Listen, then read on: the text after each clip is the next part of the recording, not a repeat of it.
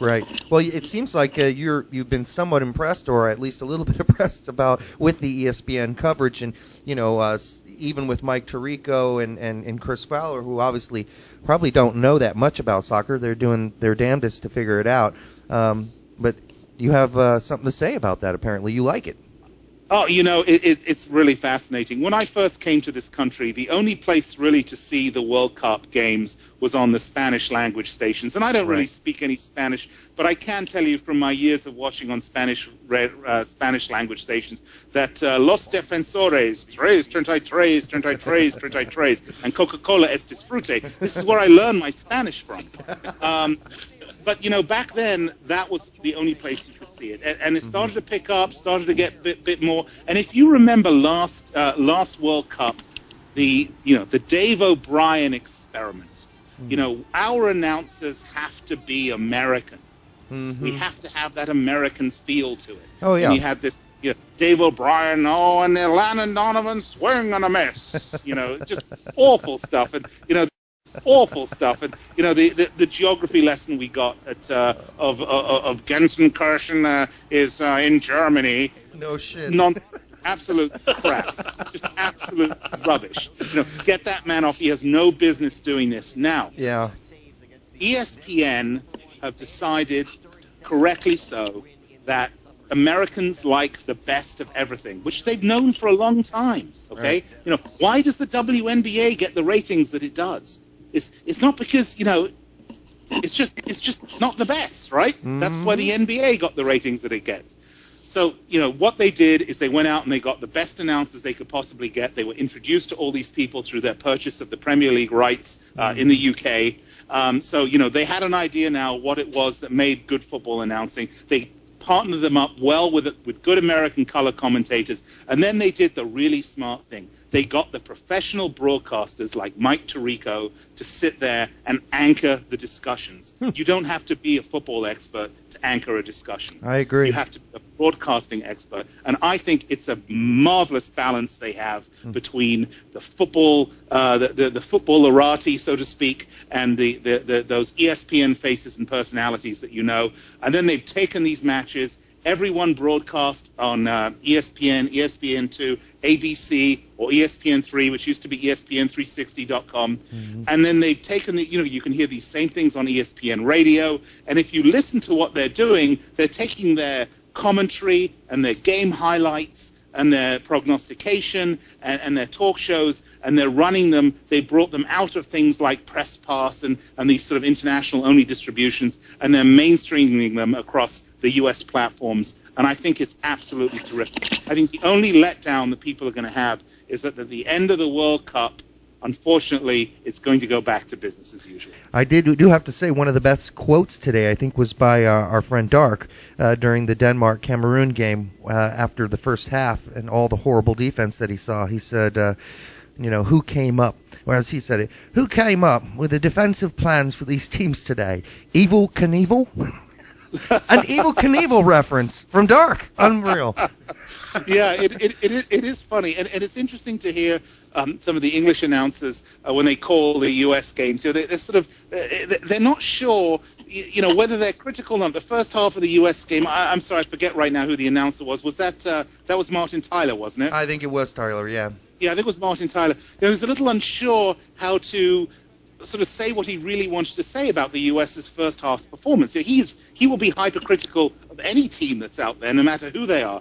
So he was sort of a little over-complimentary, I thought, of the U.S. performance in the first half. And it was interesting to see him sort of tiptoe around saying what he really wanted to say. Of course, as the second half went on, it all came right. But it's been a little bit of learning, I can see, from the talent. But overall, terrific. I love it. This is how the World Cup should be shown, and it should be out there for mass consumption. And you can read my blog at therefsawanker.blogspot.com, and I'll be posting a piece on there about the World Cup here in the next day or so.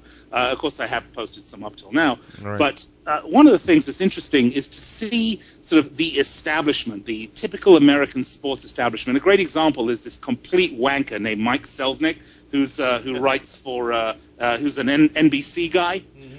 Talking about how boring soccer is and how it's time to, the Yankees and the Mets are the most exciting thing. And it's really sort of, this coverage that ESPN is putting out there is really sending shockwaves through the sort of East Coast sports talk establishment. Because don't get me, be under no misunderstandings, that's what it is. Right. Well, and the ratings for the USA-England game were higher than the NBA final game. Yeah, the first 4 games of the NBA finals. Yeah. Yeah, absolutely, and and quite rightly so. So I mean, it's all good. I just don't want people to be too let down at the end of the World Cup. Don't expect football to stay in the limelight quite this way. But at least ESPN have decided they can make money in football, and that's the thing that has the most, that bodes the best for the game here in the U.S. Oh, if you can monetize it, then they'll do it, which is good news. But as you say, I think most folks who are big soccer fans here in the United States do expect a little bit of drop-off. We are about out of time, believe it or not. This 20 minutes just went flying by. But I did want to ask one more question before and just let you go at it, Nick. But that is Argentina. You picked them to win. My only question was, and this is the criticism I had of Argentina going into the World Cup, which was, okay, great offense, great midfield, great attacking team, but that back four with Di Michelis and the rest of some of those guys, they're a little worrisome for me when we get into the knockout stage. Really, they may not be quite as swift as they once were, but I think they will be just fine. That's a team that does not pack men behind the ball. That's a team whose best defense is a good offense. Right. And it's interesting that you talked about that. But I would bring up maybe even a bit more of the intangibles.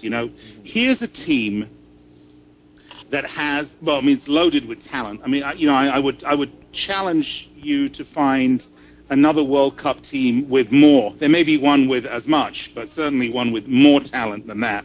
And to look at them and what people were saying about them, you have to understand Maradona and what he means to Argentina and to these people. He may not be a great manager. He may not be a good coach, but he is a talisman. He is. It's like the Crusader armies that would march into battle with a cross out front. He is their standard and their symbol. And right. Just to have him there and to have people saying what they were saying about this Argentine team, this team is playing for pride. This team is playing to show the world something, and this team is playing to win a World Cup, and I think they will do that. Great. Well, that's as good as explanation as I could come up with as well. I mean, really, they are one of the favorites. But, Nick, I want to thank you for coming on, and hopefully after this is all said and done, maybe we can reconnect and talk about all our predictions and how they all panned out. Well, it'd be fantastic. I'd love it, guys. And just a reminder to everyone listening, therefsawanker.blogspot.com. I promise there are no nude pictures of me there whatsoever. So don't be bashful. Go on and let me know what you think. And you can find me on Facebook and all the rest of these ridiculous social networking sites. No sexting, please, though. I draw the line somewhere. Well, that could get you in trouble. All right, Nick. Thanks so much for joining us, and we'll see you down the road. Yes, thank you. Take care.